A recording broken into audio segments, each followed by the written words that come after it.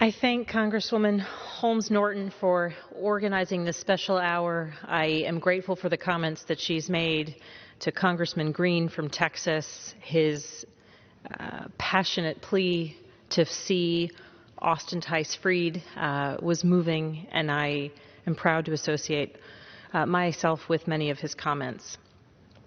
I rise today because Austin Tice has been in captivity for 2,647 days. Those have been 2,647 days of fear and anguish for his parents, his friends, his classmates, and his community.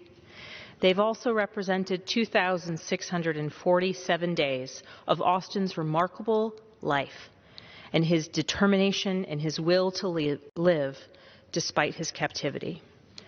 Austin is a journalist with a deep sense of service. He's also a veteran. And 7 years ago, he traveled to Syria to report on the plight of Syria's children. He wanted to shed light on the consequences of a complex and unrelenting war on the youth of Syria.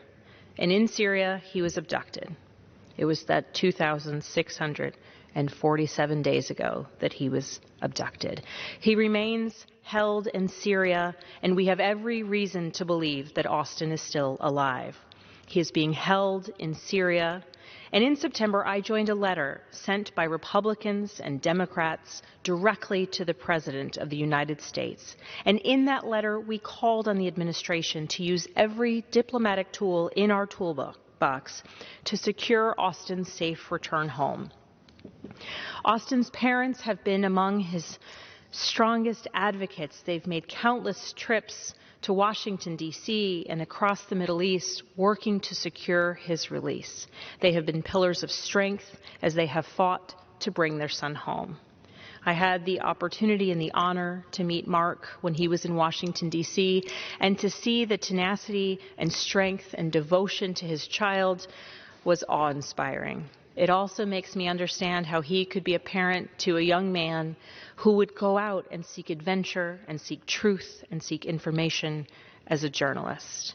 It is my hope that we can come together as a body to bring Austin Tice home.